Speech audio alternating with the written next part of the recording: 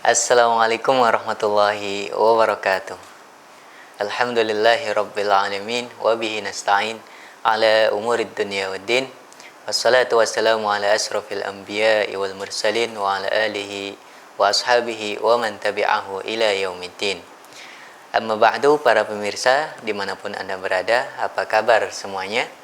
Alhamdulillah, senang sekali rasanya saya Stoma bin Abi Nasr bisa hadir kembali untuk menemani Anda semua dalam program kita tercinta Sekolah Fikih. Saat ini kita masih berada di level 1 dengan mata kuliah Fikih Toharoh 1.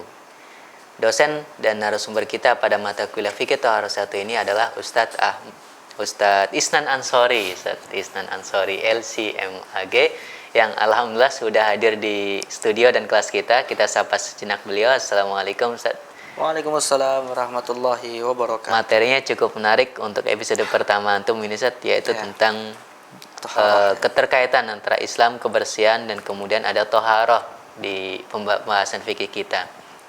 Jadi itu yang menjadi pembahasan kita pada episode pertama Fikih Toharoh 1. Langsung saja kita bincang-bincang bersama Ustadz Isnan Ansori tentang Islam dan kebersihan. Jadi Islam itu ternyata adalah agama yang dibangun di atas kebersihan, sampai-sampai tanda keimanan dan seterusnya. Itu kebersihan ada di mana-mana, ada di ayat, di hadis dan seterusnya.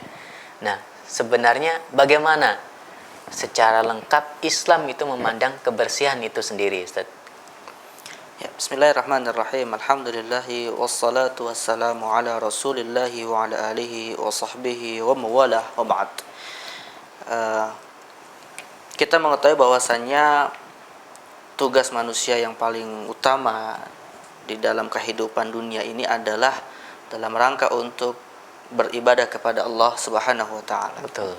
Seperti apa yang Allah firmankan di dalam surah Az-Zariyat, "Wa ma khalaqtul jinna wal insa illa liya'budun." Dan tidaklah aku ciptakan jin dan manusia kecuali dalam rangka untuk beribadah kepadaku. Maka ketika seorang manusia yang sesungguhnya sangat membutuhkan kepada Rabb, dan Allah Subhanahu wa taala menjelaskan tentang bagaimana ia beribadah kepadanya, seyogyanya bagi manusia itu untuk menghadap bermunajat kepada Allah dengan adabnya, dengan tata cara yang memang betul-betul diridhai oleh Allah Subhanahu wa taala. Artinya dalam konteks inilah maka toharoh itu memerankan peranan yang penting, karena ini terkait dengan masalah bagaimana kita beradab di dalam kita beribadah kepada Allah Subhanahu wa taala. Maka toharoh atau kebersihan atau kesucian itu menduduki peran penting di dalam syariat Islam.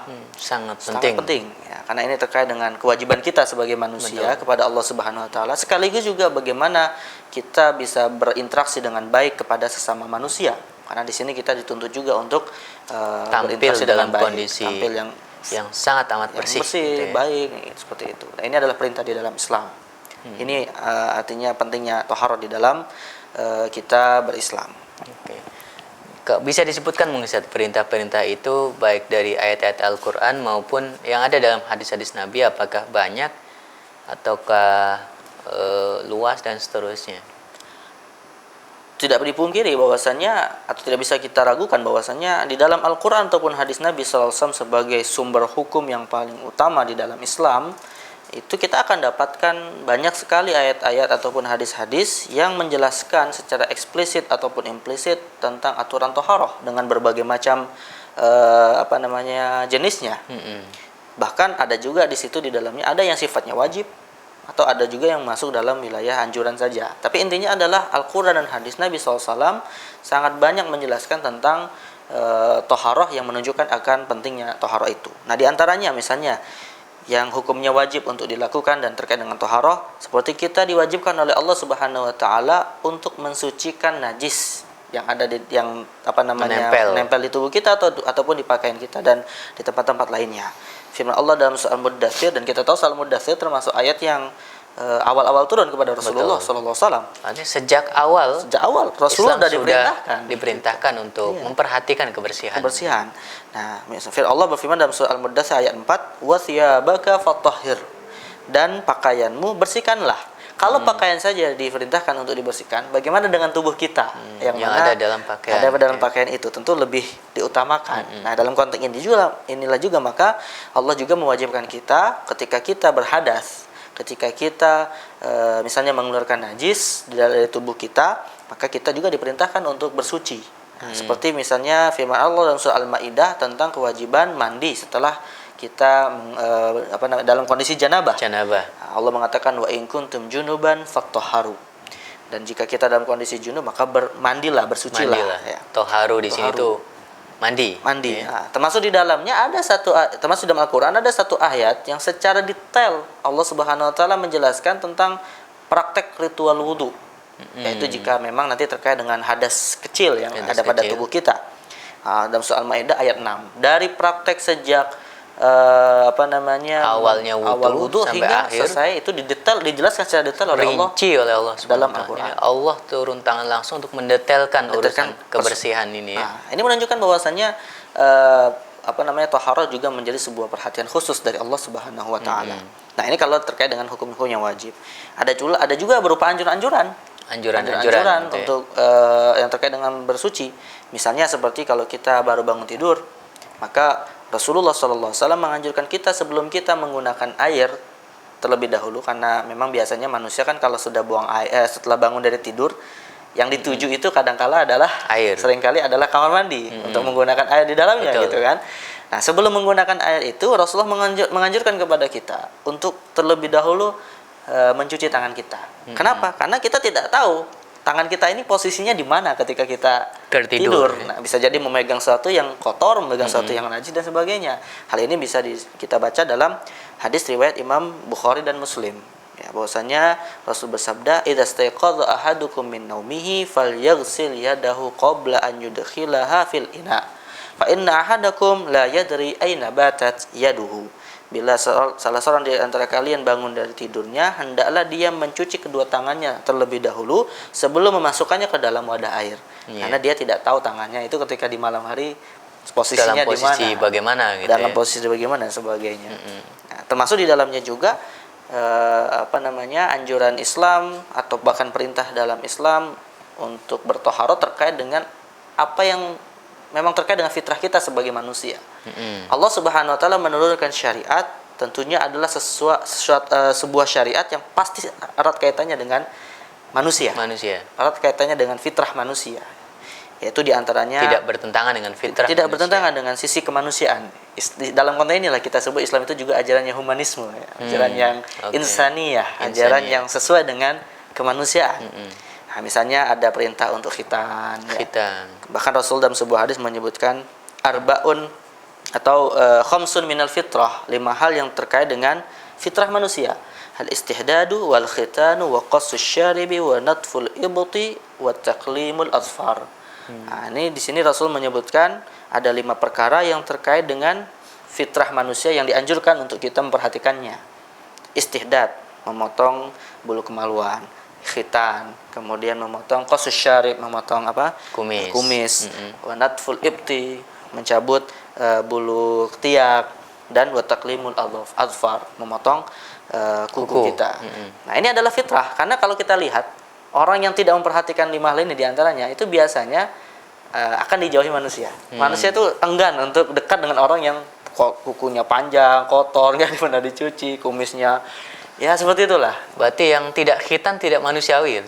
Tidak insaniah. Bisa dikatakan dia sudah meninggalkan bagian dari fitrahnya. Sudah meninggalkan sesuatu yang melekat pada dirinya, yaitu diantaranya adalah ketika dia sudah dewasa berkhitan. Bukan dewasa saja, sejak kecil pun sudah anjurkan untuk berkhitan dan sebagainya. Atau dalam fakta umat Islam saat ini sebagian besar, apalagi di Indonesia gitu ya, kota-kota jorok, kemudian kamar mandi di masjid, dan seterusnya, kita menyaksikan kotor, jorok itu dilekatkan dengan Islam. Nah, ini bagaimana menjawabnya? Padahal ajaran Islam luar biasa sekali, perintahnya secara langsung ada dalam Al-Quran. Itulah mengapa Imam Muhammad Abduh ya menulis berkata al-Islamu mahjubun bil muslimin.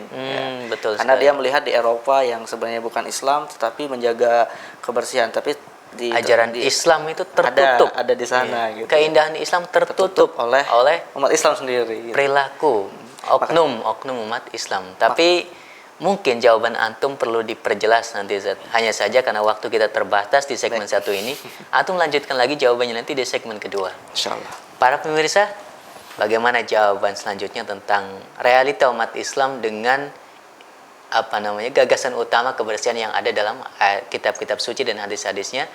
Nantikan jawaban dan simak jawabannya nanti di segmen kedua. Jangan kemana-mana, tetap bersama Sekolah Fikih.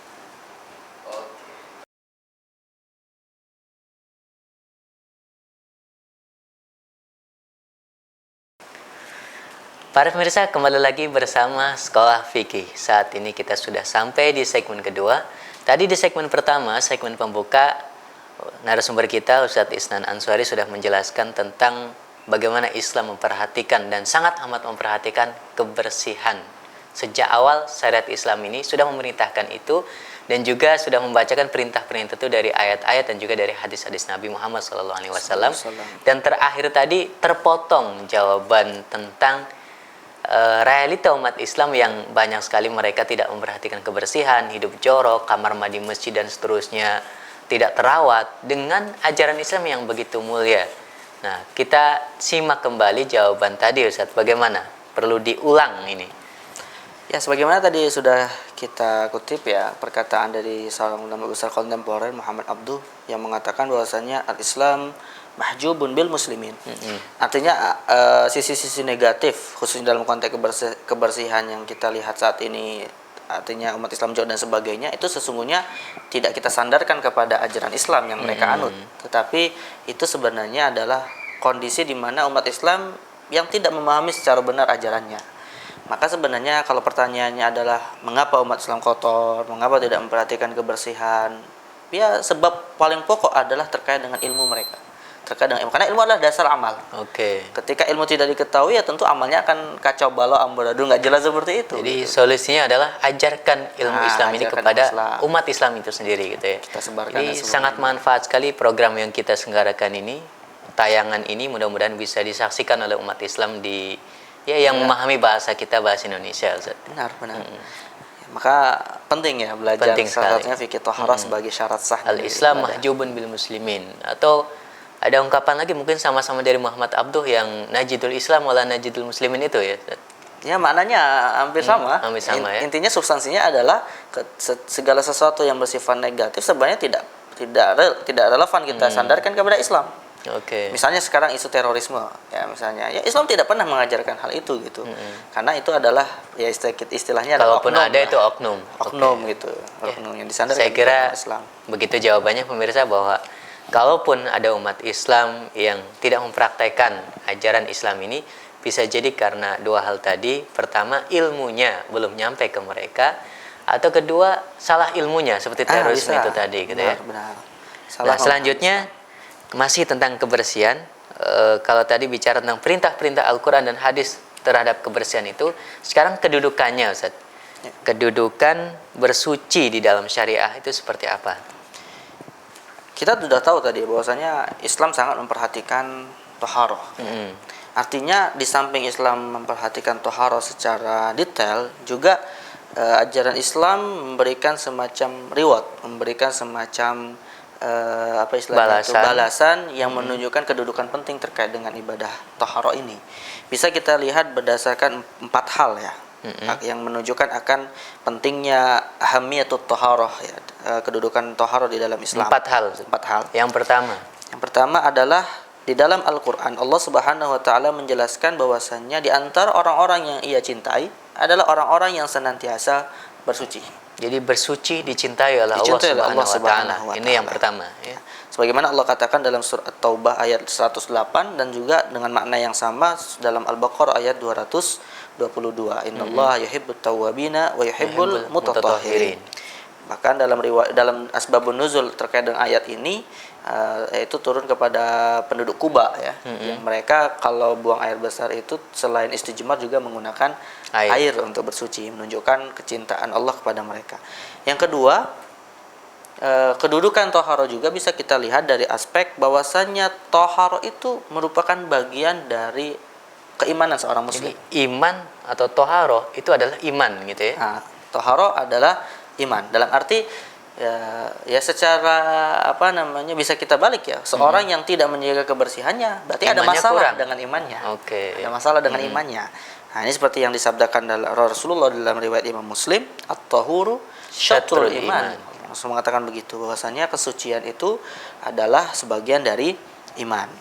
Nah, ini menunjukkan bahwasanya taharah juga memiliki kedudukan yang penting. Bahkan bukan saja dalam konteks bersuci seperti wudhu atau mandi janabah, dalam konteks kita menjaga penampilan itu juga bagian dari kita menunjukkan keimanan kita, menunjukkan kita sebagai seorang mukmin. Oke. Nah, dalam sebuah riwayat Abu Daud disebutkan bahwasanya Rasulullah pernah melihat seorang sahabat Nabi yang pakaiannya acak-acakan, rambutnya acak-acakan ya, pakaiannya kumal, dan Rasulullah akhirnya apa istilahnya itu dalam seolah-olah mencela apa yang terjadi pada orang ini. Amma kana hadza yajidu ma yusakinu bihi sya'ra? Apakah orang ini tidak memiliki sesuatu yang bisa menyisir rambutnya? Sisir gitu ya. Sisir, nah, gitu. Jadi ini kan tidak terkait dengan masalah dia mau beribadah atau tidak, gitu kan? Jadi Rasul juga memperhatikan sisir kalau begitu ya. Benar. Ya, artinya penampilannya, media sebagai untuk dia memperlihatkan dirinya sebagai seorang mukmin.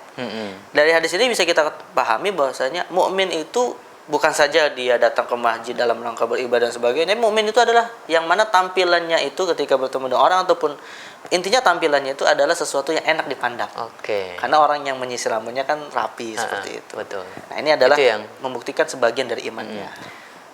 Selain yang dua tadi, kedudukan. Dan yang ketiga tentunya adalah pentingnya toharoh kalau kita kaitkan dengan ibadah. Sebagaimana tadi di awal kita sudah jelaskan bahwasanya ibadah itu merupakan kewajiban seorang muslim, bahkan manusia secara umum kepada penciptanya. Maka tentu ibadah itu untuk sah atau tidaknya sebuah ibadah harus dilandasi sebuah toharoh. Maka di sini bisa kita katakan kedudukan ketiganya adalah kesucian atau toharoh sebagai salah satu syarat sahnya ibadah. Maka dalam sebuah hadis riwayat Abu Daud, Tirmizi dan Ibnu Majah, Rasulullah bersabda, miftahus salatit tahur, bahwasanya kunci dari sahnya ibadah salat adalah tahur, kesucian. Yang terakhir, yang keempat, hal penting lainnya yaitu yang keempat terkait dengan kedudukan toharoh adalah karena toharoh itu terkait erat dengan yang namanya kebersihan, dan ini mungkin bisa dikatakan sebuah pandangan aksiomatis di kalangan dokter. Betul. Bahwasanya kebersihan itu adalah salah satu cara kita untuk menghindari penyakit. Katakanlah kebersihan pangkal kesehatan. Kebersihan pangkal kesehatan. Maka ketika seseorang menjaga kesuciannya, menjaga toharohnya, maka di sisi yang lain dia juga menjaga dirinya dari banyak penyakit. Dan ini relevan dengan hadis Nabi yang mana Rasulullah bersabda yang kemudian menjadi kaidah pokok di dalam kaidah-kaidah fikih Islam. Rasul mengatakan la daror wala diror. Ya, tidak boleh kita membahayakan diri kita dan membahayakan orang lain. Nah, termasuk membahayakan diri kita adalah kalau kita tidak menjaga kebersihan. Kita tidak bersuci dan sebagainya. Oke, jadi intinya adalah kurang lebih ada 4 kedudukan utama kebersihan atau kesucian di dalam Islam. Yang pertama bahwa kebersihan itu dicintai oleh Allah Subhanahu wa taala, kemudian kebersihan sama dengan keimanan gitu ya. Artinya kalau nggak bersih, imannya bermasalah. Dan yang ketiga, kebersihan itu syarat daripada ibadah gitu ya. Bahkan menjadi syarat sah daripada ibadah itu sendiri. Kemudian yang terakhir, yang keempat adalah kebersihan adalah pangkal kesehatan. Itu yang diajarkan di dalam ajaran agama Islam. Ini agama Islam yang dulu diajarkan dan dipraktekkan oleh umat Islam terdahulu. Nah, konon pada saat umat Islam maju dan luar biasa saat dulu itu pernah ada kaum-kaum yang selain Islam yang kondisinya sangat terbelakang. Yang sangat terbelakang ini kemudian dari sisi kebersihan saja sangat kalah jauh dibanding dengan umat Islam. Bisa diceritakan memang ada yang seperti itu, Ustaz? Bahkan bukan saja zaman dahulu ya, bisa jadi umat-umat atau bangsa-bangsa yang sekarang masih ada pun ya ada juga dalam tradisi mereka bahkan menjadikan ketidaksucian itu sebagai sebuah bagian dari ibadah mereka. Gitu. Nah, misalnya kalau dalam konteks zaman dahulu misalnya ya kita bisa lihat dalam sejarah bangsa Spanyol. Ya, itu khususnya memang ketika itu terjadi konflik antara umat Islam dengan orang-orang Spanyol. kita tahu bahwasanya umat Islam berkuasa selama 7 abad di Andalus. Di Andalus, yang sekarang ini wilayah Spanyol, Portugis dan sekitarnya gitu ya. Sebagian Prancis gitu. Sebagian Prancis dan sebagainya. Itu pada abad ke-15 Hijriah, lebih tepatnya ketika Spanyol atau umat Islam berhasil dihancurkan oleh dua raja atau ratu dan raja yang bersekutu, Raja Ferdinand dan Ratu Isabella tahun 1451 hingga 1504. Ada dua orang raja yang terkenal dengan jarang mandinya gitu. Abad 15 Masehi. Abad 15 Masehi. Padahal mereka adalah dua orang penguasa yang berhasil mengalahkan peradaban besar Islam yang ketika itu sudah berkuasa selama 7 abad. Rajanya itu jarang mandi. Bukan rajanya, ratunya. Ratunya Yang diriwayatkan sebagai orang yang jarang mandi gitu. Padahal kan kalau kita lihat konteks zaman sekarang, wanita itu ya apa ya istilahnya, apalagi ratu ya? Apalagi ratu gitu kan, yang harusnya bisa dilihat enak oleh rakyatnya gitu. Padahal sangat populer sekali ratu itu ya. Iya, namanya Ratu Isabella. Ratu Isabella. Kemudian juga Jarang ada mandi. seorang raja Prancis. Rajanya Rajanya di sini, Raja Louis jarang 12, mandi juga terkenal jarang mandi. Bahkan ada juga raja Prancis lainnya, Henry keempat yang bahkan ada cerita unik adalah ketika hendak setelah menikah ya dan bertemu dengan istrinya yaitu yang bernama Mary de Medicis, itu ketika bertemu dengan rajanya ini, Raja Henry, itu pingsan. Karena pingsannya bukan karena takut dengan rajanya, bukan karena rajanya kejam. Karena mungkin dia jarang mandi, baunya luar biasa. Nah, itu masalahnya. Dia pingsannya itu karena mencium bau yang tidak enak dari badannya. Luar biasa. Nah, itu ternyata mereka punya kisah unik. kisah unik ya. Padahal Islam sejak sejak 15 abad yang lalu gitu ya, sudah mengajarkan tentang hal itu. Rasulullah sendiri mengatakan apa dalam sebuah riwayat, maukah engkau bersih suci ya, atau Rasul menyebutkan dalam sebuah hadis kalau orang itu di depan rumahnya ada kali, dia 5 kali sehari semalam yang mandi sholat di sana, itu maksudnya gitu ya? Seperti sholat ya, memang kan ketika orang sholat wajib wudu, wajib bersuci dan sebagainya. Bayangkan 5 kali sehari semalam. Nah, ini Islam luar biasa. Ini dalam seumur hidupnya Itu zaman dulu, Zat. Itu zaman dulu. Yang zaman sekarang ada? Zaman sekarang misalnya kita bisa melihat kondisi Sungai Gangga misalnya di India yang memang dianggap suci oleh penganut agama Hindu. Nah, itu mereka malah membanggakan dirinya kalau mereka bisa istilahnya tuh berkotor-kotoran di sungai itu. Jadi siapa yang paling kotor paling suci gitu mungkin. Ya semuanya seperti itulah, Mas. Luar biasa sekali Ustaz jawabannya, apalagi kisah-kisah yang unik tadi. Para pemirsa, akhirnya di segmen kedua ini tentang Islam ternyata punya mendudukan atau memposisikan kebersihan sangat luar biasa tingginya jika dibandingkan dengan peradaban-peradaban yang lain yang sezamannya ataupun yang kalah zamannya dan seterusnya. Islam luar biasa, lebih tinggi dari sisi kebersihan daripada yang lain. Nah, kita akan membahas tentang toharoh, definisinya dan seterusnya, karena ini bagian utama dalam fikih Islam. Nanti di segmen ketiga, jangan kemana-mana, tetap bersama Sekolah Fikih.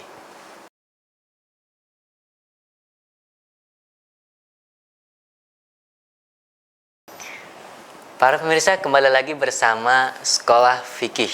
Kita sekarang di segmen yang ketiga mau membahas tentang sesuatu yang sangat amat penting di dalam fikih pertama kita, yaitu fikih toharoh. Apa itu yang penting? Definisinya kira-kira apa? Kita sering mendengar kata toharoh dan seterusnya. Nah, penjelasan tentang definisinya kira-kira seperti apa Ustaz, tentang toharoh itu?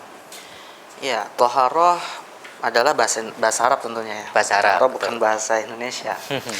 Maka sudah jadi bahasa Indonesia juga kayaknya. Sudah jadi bahasa Indonesia ya, alhamdulillah. Toharoh. Maka tentu kalau kita ingin memahami maknanya secara komprehensif harus mengembalikannya kepada makna bahasa Arabnya. Jadi toharoh itu dalam bahasa Arab atau secara bahasa artinya adalah an-nazafah. An-nazafah yang dalam bahasa kita adalah kebersihan. Kebersihan. Nah, misalnya bisa kita dapati makna ini di dalam surah Al-Baqarah 125.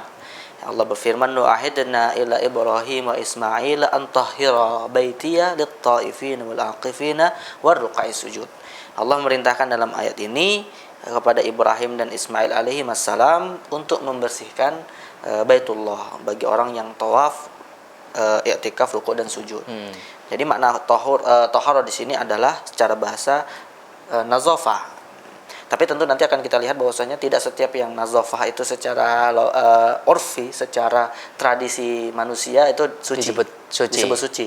Sebagaimana jadi kita juga mendapati sesuatu yang suci bisa Belum jadi tentu. belum tentu itu bersih. Belum tentu toharo. Belum nazafah, belum tentu nazafah. Artinya belum tentu tohara itu nazafah dan belum tentu nazafah itu adalah toharo. Oke. Gitu. Nanti akan kita lihat.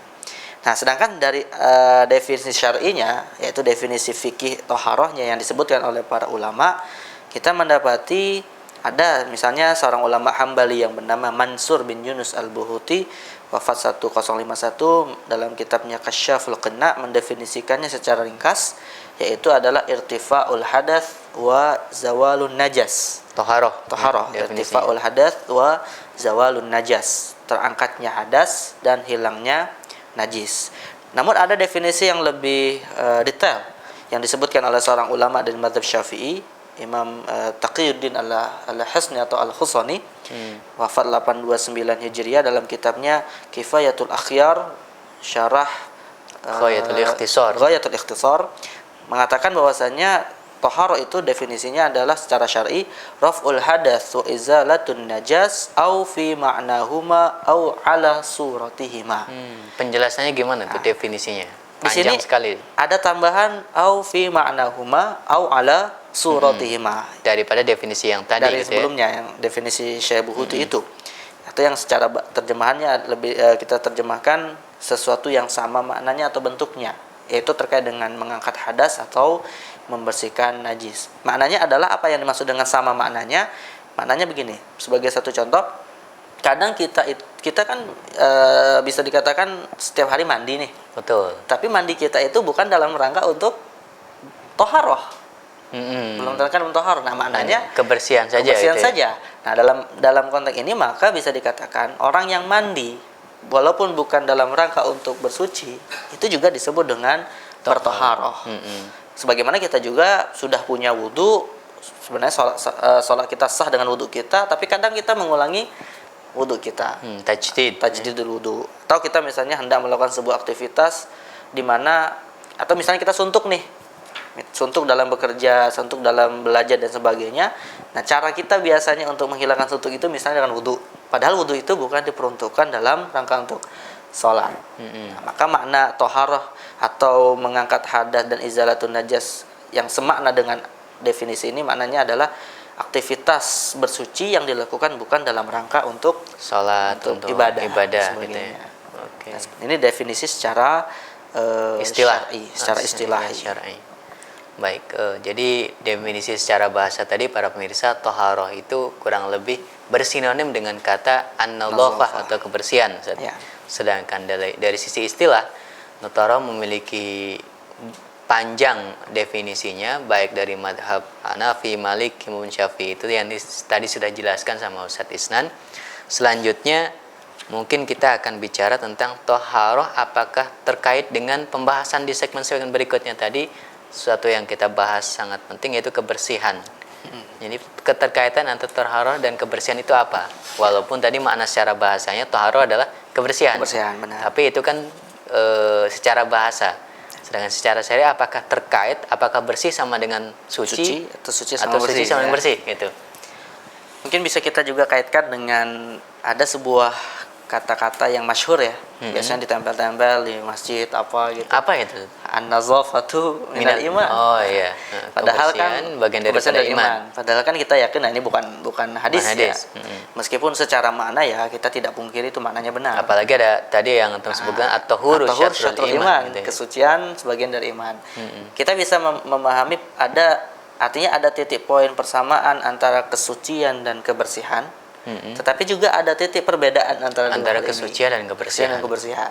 Ada sesuatu yang dianggap suci, tetapi secara urfi, secara tradisi manusia melihatnya itu adalah kotor, tidak bersih. Iya. Misalnya sesuatu yang dianggap suci tapi bagi manusia itu kotor. Kalau kita misalnya hendak sholat, tapi tidak mampu untuk berwudu, akan ada penggantinya. Disyariatkan yang namanya tayamum. Tayamum menggunakan tanah. Nah, secara logika akal kita kan tanah itu kotor gitu kan. Nah, kenapa mau sholat malah berkotor-kotor dengan tanah gitu. Ya maknanya adalah itu suci dalam pandangan syariat. atau tohoroh, namun dalam pandangan logika kita itu sesuatu yang kotor. kotor. Jadi kotor suci itu bisa juga dengan sesuatu yang kotor dalam pandangan kita gitu ya. Benar. Dan ada juga yang dia dianggap bersih dalam pandangan kita atau di pandangan sebagian manusia, tetapi di dalam pandangan syariat itu sesuatu yang tidak bersih atau sesuatu yang tidak suci. Contohnya, Misalnya kebiasaan sebagian non muslim ya, mereka memelihara anjing di rumahnya misalnya. Ya, anjing itu dimandikan sebagaimana dia mandi, bahkan mandinya pun bareng dengan anjingnya misalnya. bahkan ada salon anjing. Bahkan ada salon anjing dan sebagainya gitu. Tetapi kan di dalam fikih kita, khususnya dalam mazhab Syafi'i, anjing itu bukan saja liurnya yang najis, Keseluruhan tapi keseluruhan badannya tubuhnya adalah najis. Bahkan najis yang levelnya levelnya dalam sudah pandangan sampai Syafi'i itu sudah mughalladah. Walazo. Dan cara mensucikannya menggunakan tanah yang menurut logika kita adalah kotor. Jadi ini kelihatan banget perbedaan antara bersih dan suci. Gitu. Dalam bersih dalam pandangan manusia dan suci dalam pandangan syariat. Betul. Tetapi meskipun demikian, secara umum kaidah umumnya adalah setiap yang suci itu pasti bersih. Setiap yang suci pasti Bukan bersih. pasti, artinya secara umum ya, bukan pasti secara umum satu yang suci kemungkinan besar adalah Bersih.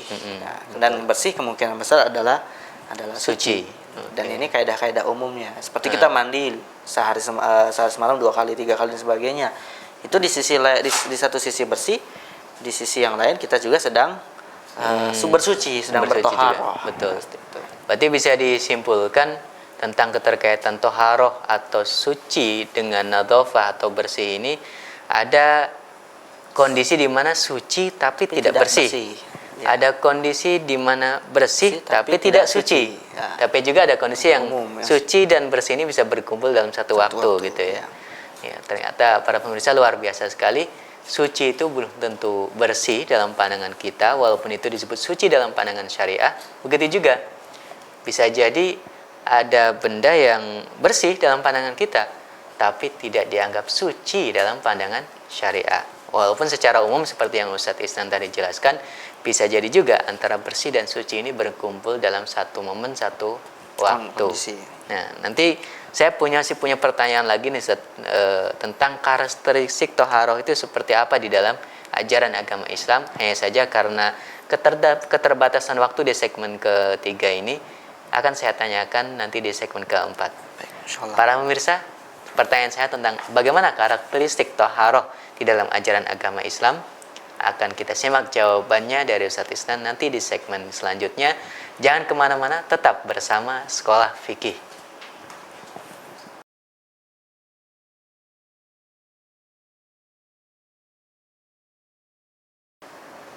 Para pemirsa, kembali lagi bersama Sekolah Fikih.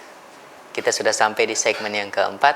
Seperti yang tadi saya sampaikan di segmen yang ketiga, bahwa pertanyaan saya tentang karakteristik toharoh di segmen yang keempat ini. Jadi tentu saja toharoh yang merupakan ajaran Islam, apalagi sangat amat detail dijelaskan di dalam fikih Islam, di awal-awal kitab-kitab fikih ditulis itu, tentu memiliki karakteristiknya. Nah, kira-kira karakteristik toharoh di dalam Islam itu seperti apa, Ustaz? Jadi yang namanya karakteristik itu kan adalah sesuatu yang khas dalam toharoh ya. Dari awal jadi kita sudah secara panjang lebar menjelaskan bahwasannya tidak selalu yang namanya bersih itu toharoh. Tidak selalu namanya bersih itu suci. Sebagaimana sebaliknya, tidak sesuatu yang suci dipastikan dia bersih dalam pandangan kita manusia gitu ya. Maka dalam hal ini bisa kita katakan bahwasannya tidak identik toharoh itu bersih. Artinya toharoh memiliki karakteristik tertentu untuk menilai itu bagian dari toharoh. Pertama, toharoh itu adalah, atau ketika seorang sedang bertoharoh, dia sedang melakukan sebuah ritual ibadah. Toharoh itu ritual ibadah. Makanya mayoritas ulama ketika menjelaskan tentang rukun wudu, rukun mandi janabah, itu kan salah satu rukunnya menurut mayoritas ulama adalah an-niyah. Niat. Betul. Karena niat itulah yang membedakan antara mandinya seseorang itu dalam rangka mengangkat hadas dengan mandinya seseorang sebagai sebuah kebiasaan. Nah, ini menunjukkan bahwasanya ketika orang sedang bertoharoh, meskipun di satu sisi dia sedang membersihkan dirinya, betul, tetapi itu terhitung dia sedang melakukan ritual ibadah. Maka karakteristik pertama adalah seseorang itu Toharoh itu adalah ritual. Ritual ibadah. Maka yang namanya ritual ibadah itu akan ada yang terkait dengan masalah sah dan tidaknya ibadah. Ditinggalkan berdosa, melakukan wajib dan sebagainya. Misalnya dalam kasus istinja. Betul. Menurut jumhur ulama, istinja itu hukumnya wajib. Setelah buang air besar atau buang air kecil, hukumnya wajib. Maknanya karena itu adalah bagian dari ibadah, seseorang yang meninggalkan istinja, ya dia berdosa karena meninggalkan sesuatu yang wajib. Nah, karena dia bagian dari ritual ibadah. Tapi kalau misalnya terkait dengan kebersihan biasa, ya namanya itu adat, istiadat, ya tentu tidak ada nilai pahala dan dosa di dalamnya. Itu seperti itu. Nah, ini faktor pertama atau karakteristik pertama. Toharoh adalah ritual ibadah. Karakteristik yang kedua. Yang kedua, di dalam menentukan sesuatu itu atau dalam menentukan aspek toharohnya sesuatu, apakah ini suci atau ini najis, maka yang menjadi dasar dan landasan itu bukanlah logika dan akal kita. Jadi atau bahkan perasaan kita. Tolak ukurnya bukan perasaan, bukan akal, bukan logika. Tolak ukurnya adalah syariat Allah Subhanahu wa taala. Allah lah yang menetapkan dan Rasulullah SAW menetapkan ini adalah suci atau tidak. Ini adalah tohir atau najis dan sebagainya. Seperti tadi itu ya, anjing yang sudah dibersihkan sedemikian rupa dengan sampo yang mahal, sabun yang mahal, bahan rumahnya mungkin lebih bersih daripada rumah manusia gitu ya. Di Eropa terjadi seperti itu. Ternyata sama Allah Subhanahu wa taala dalam banyak madhab kita disebutkan dia tidak suci, anjing itu. Najis. Artinya penilaian kenajisan anjing atau babi misalnya itu bukan karena logika akal kita, tapi betul-betul itu adalah aturan Allah Subhanahu wa taala yang diturunkan dalam rangka kita beribadah dengan menjalankan aturan itu. Nah, ada juga dalam beberapa kasus misalnya bahkan Rasulullah SAW sendiri yang menurut pandangan kita mungkin kotor ya. Dalam sebuah riwayat Rasul mengajarkan ketika Rasul melihat ada salah seorang sahabat yang membuang ludahnya itu ketika sholat di hadapannya. Kan Rasul mengajarkan apa? Kalau kamu mau membuang ludahmu ya, janganlah di hadapanmu, buanglah di kanan atau di kirimu. Lalu Rasul memberikan contoh secara langsung dengan meludahkan ludahnya itu ke pakaiannya. Lalu menyebutkan alasannya fa innahu yunaji rabbah. Karena ketika kita berludah di depan itu kita sedang seolah-olah tidak memuliakan Allah Subhanahu wa taala. Nah, ini menunjukkan satu bahwasanya ludah itu tidak najis. Meskipun menurut pandangan kita itu kotor. Bahkan Rasulullah pun mengajarkan dalam sholat kita boleh kalau memang terpaksa harus meludah gitu. Tetapi tentu dengan adabnya, yaitu ke arah kanan atau ke arah kiri. Nah, maka penilaian itu najis atau tidak itu bukan berdasarkan logika kita, bukan perasaan kita, tetapi berdasarkan syariat Allah Subhanahu wa taala. Tolak ukurnya dari syariat, dari Al-Qur'an maupun dari As-Sunnah intinya gitu. Itu karakteristik yang kedua. Karakteristik yang ketiga masih ada, Ustaz? Maka karakteristik ketiga kesimpulannya adalah karena itu bukan berdasarkan logika dan perasaan kita, yaitu berdasarkan syariat, maka penjelasan lebih detailnya adalah syariat Allah Subhanahu wa taala itu kemudian secara konkret dan real termaktub di dalam dua pusaka yang ditinggalkan oleh Rasulullah Muhammad SAW, yaitu Al-Qur'anu was Sunnah. Maka toharoh karakteristik ketiganya adalah sumber standarnya itu adalah Al-Qur'an dan hadis Nabi SAW. Sumber rujukannya adalah apa itu toharoh, bagaimana bertoharoh dan karakteristiknya dan seterusnya itu sumbernya dari kitab suci. Artinya toharoh itu wahyu gitu ya. Iya, toharoh adalah wahyu Allah atau penjelasannya berdasarkan wahyu Allah Subhanahu wa taala. Termasuk tentang definisi-definisinya dan seterusnya itu harus dilandaskan dari wahyu itu Allah Subhanahu wa taala. Masih ada karakteristik yang lain? Setidaknya ini 3 karakteristik paling penting dan pokok di dalam toharoh. Bahwasanya toharoh itu adalah ritual ibadah yang terikat dengan hukum-hukum syar'i.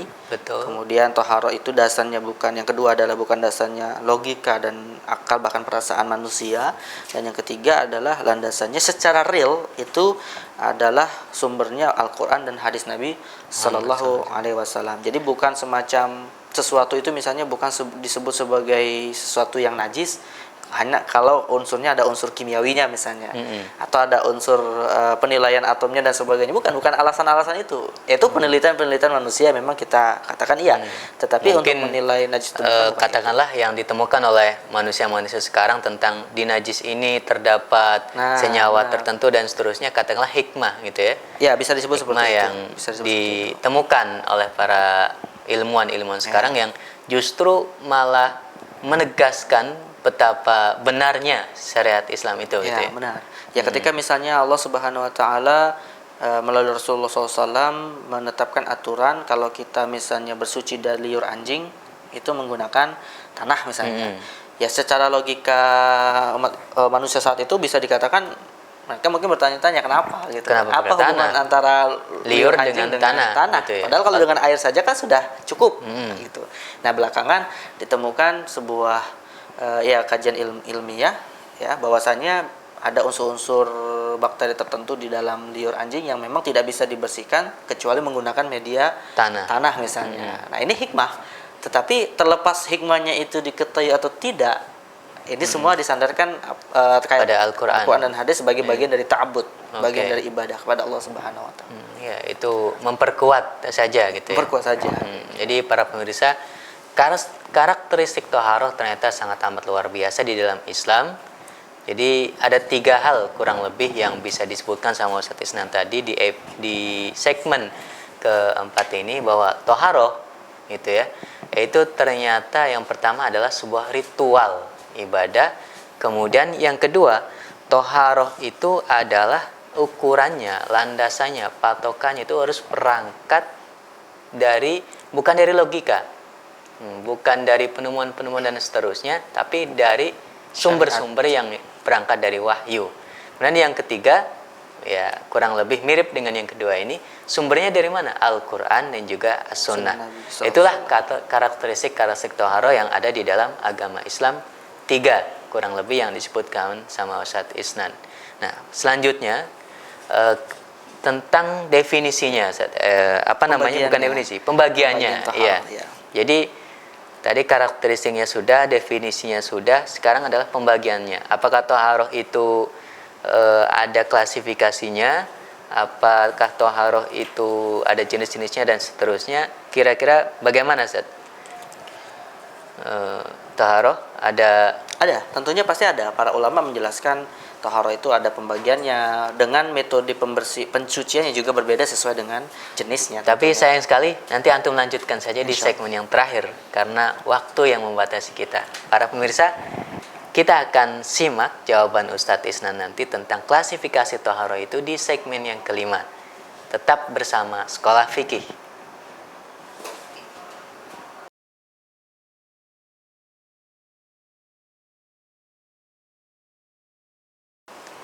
Para pemirsa, sampailah kita di segmen terakhir atau segmen kelima. Di segmen kelima ini kita akan menutup sesi tentang toharoh ini dengan mengetahui atau membincang klasifikasi toharoh itu seperti apa. Seperti yang tadi sudah saya sempat tanyakan di akhir segmen keempat. Jadi kira-kira klasifikasinya seperti apa, Zat? Jenis-jenisnya atau pembagiannya dan seterusnya yang ada dalam kitab-kitab fikihnya para ulama. Jika kita mendasarkan kepada definisi toharoh ya, yang tadi disebutkan oleh Syekh Mansur bin Yunus Al-Buhuti, kemudian lebih diperjelas oleh Syekh Taqi dan Al-Husna tadi, kita mendapatkan bahwasannya toharoh itu bisa dibedakan, diklasifikasikan menjadi 2 jenis. Secara umum garis besarnya itu ada 2. Ada 2. Dan ini disepakati para ulama kita sudah berdasarkan ijma. Yaitu toharoh yang pertama adalah raf'ul hadas, mengangkat hadas. Dan kedua izalatun najasah, membersihkan, mensucikan najis. Dari istilah raf'un dan izalah saja itu sudah kita pahami berbeda ya. Kalau raf'u itu seolah-olah adalah najis ini sesuatu yang tidak ada zatnya, maka perlu diangkat. Nah, sedangkan kalau izalah adalah sesuatu yang sudah ada zatnya dan dihilangkan.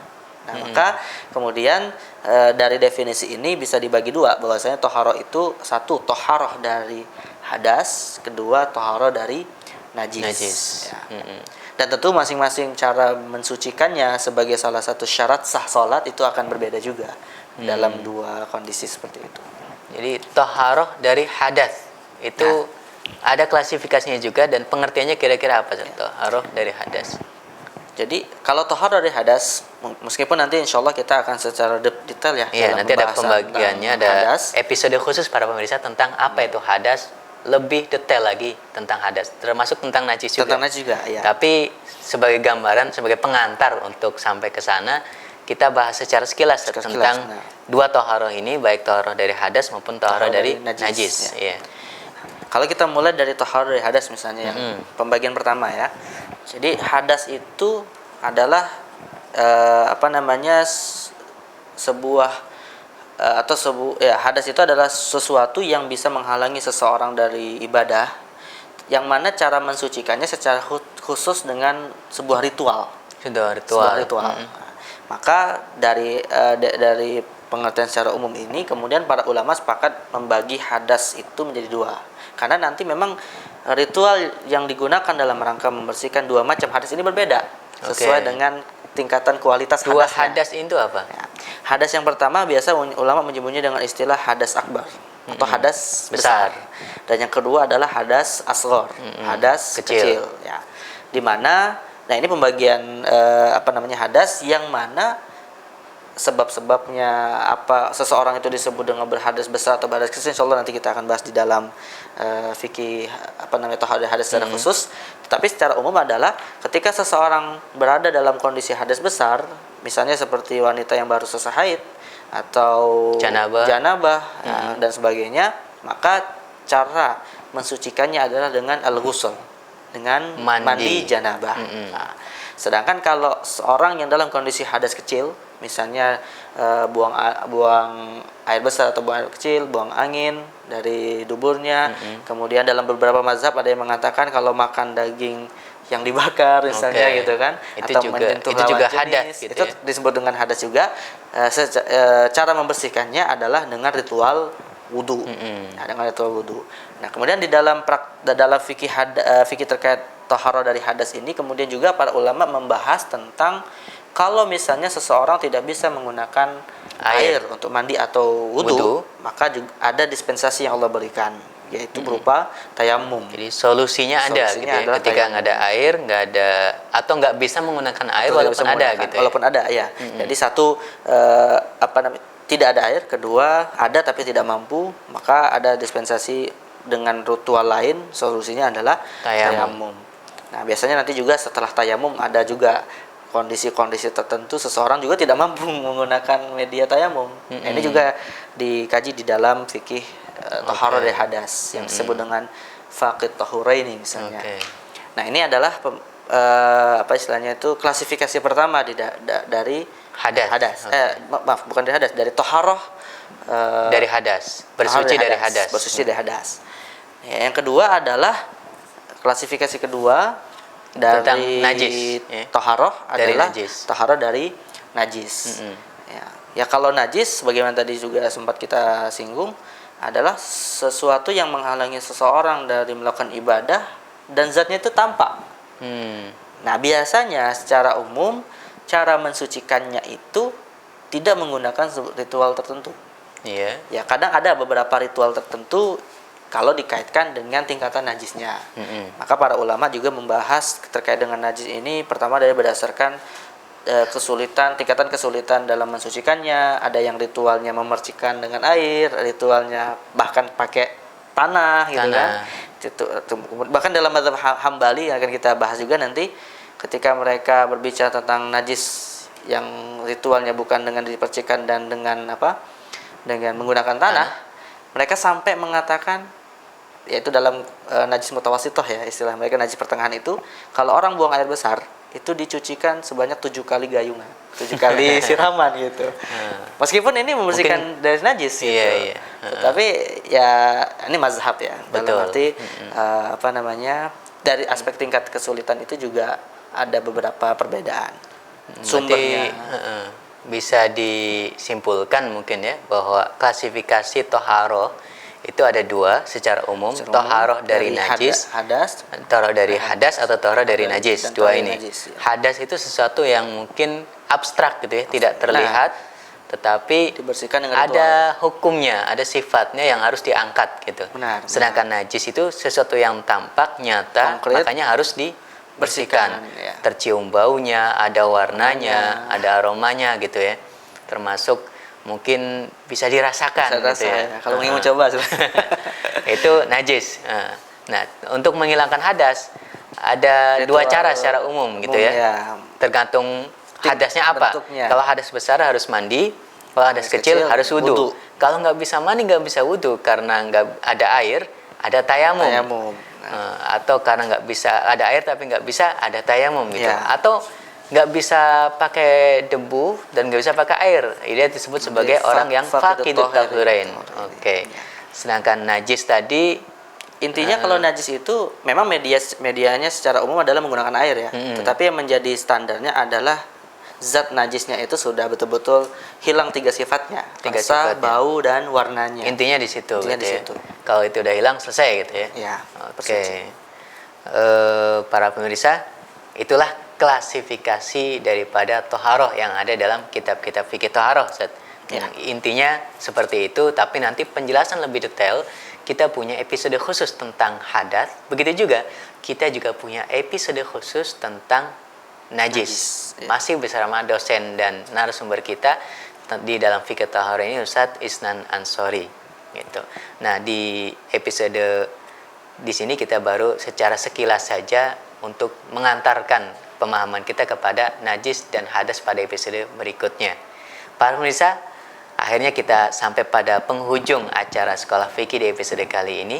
Bagi para pemirsa yang belum tergabung dengan Sekolah Fikih, kami persilahkan untuk mengunjungi website kami di sekolahfikih.com. Di sana Anda semuanya bisa melakukan registrasi, kemudian bisa mengakses informasi sekaligus materi-materi, baik dalam bentuk video, baik dalam bentuk e-book, dan seterusnya.